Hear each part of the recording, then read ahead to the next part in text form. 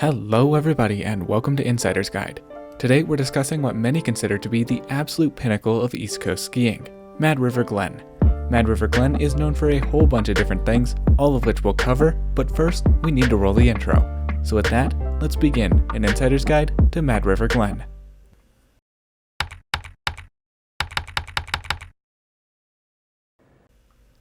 Let's begin with some background.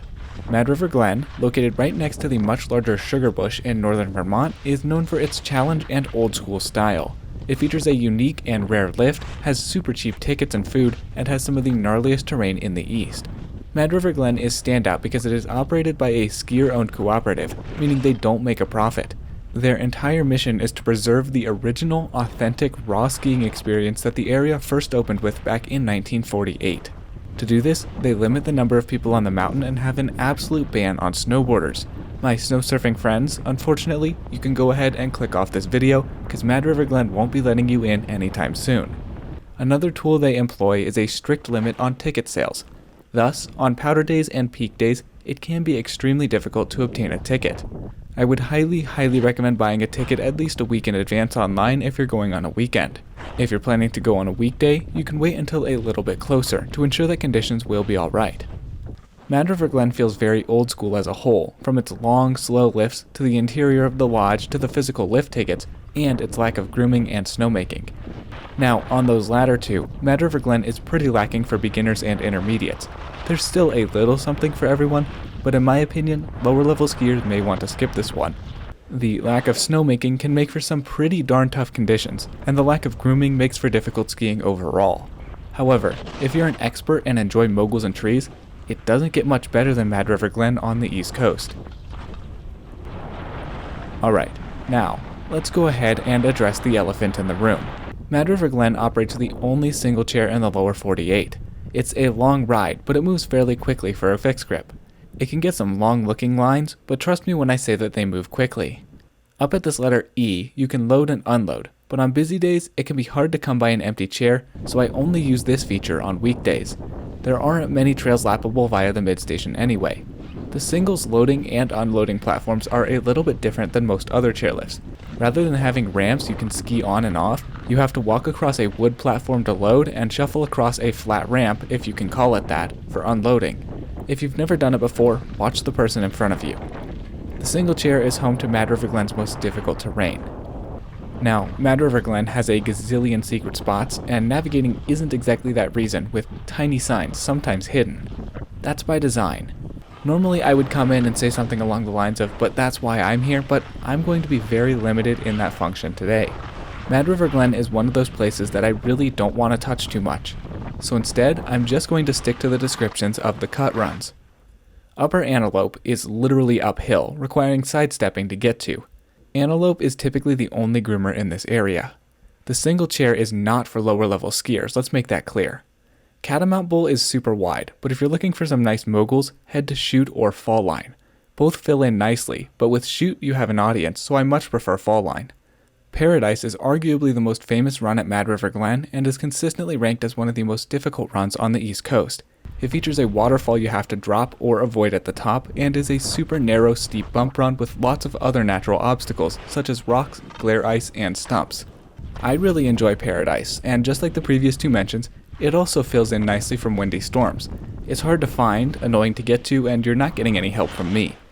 Something I'll add right now is that you are free to duck into the trees anywhere at Mad River Glen, which is a bit unique for the East Coast. However, they have extensive policies regarding this practice, which I don't have time to cover here. They're at the bottom of the trail map, and you absolutely must read them before even considering going into the woods. Down in the lower single chair area is Glade, which is my personal favorite run in all of Mad River Glen. Its trees are spaced out enough not to be true tree skiing, but are close enough to maintain a wooded feel. It's shielded and fills in nicely and is plenty long. Liftline and Beaver are more traditional runs.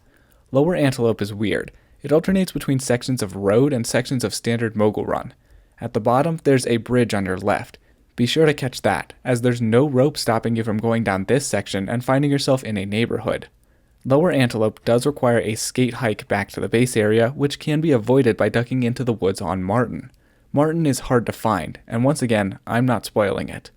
This bunny blue is mostly a road, so for a true blue going back to the base, I prefer Porcupine. Grand Canyon, due to its width, is a great place to first learn moguls. Waterfall here is typically one of the iciest runs on the mountain. The other main lift out of the base area is the Sunnyside Double, which feels like a longer ride than the single due to its lower speed. Not shown on the trail map is a mid-station located at the intersection of Broadway and Gazelle here, where you can unload but may not load. The most practical use for this is for lower level skiers to unload and head over to Birdland. For any true beginners, I would recommend doing exactly that. Fox and Broadway are both flat roads, and I don't recommend them for learners.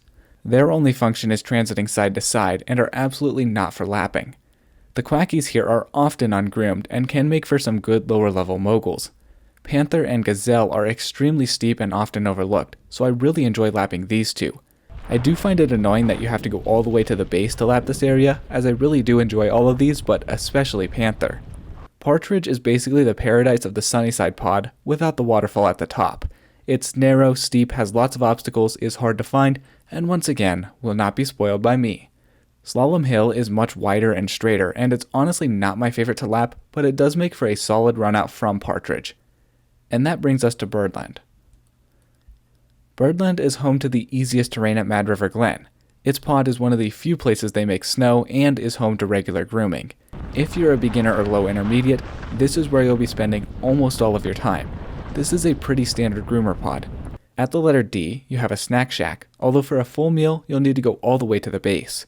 Snail and Periwinkle are the two exceptional trails in this pod. They're narrow and sometimes left ungroomed, but don't get moguls. The standout feature of these is their lengths. They're some of the longest blues on the mountain. You can lap them via the Sunnyside Chair's mid-station, which I do enjoy.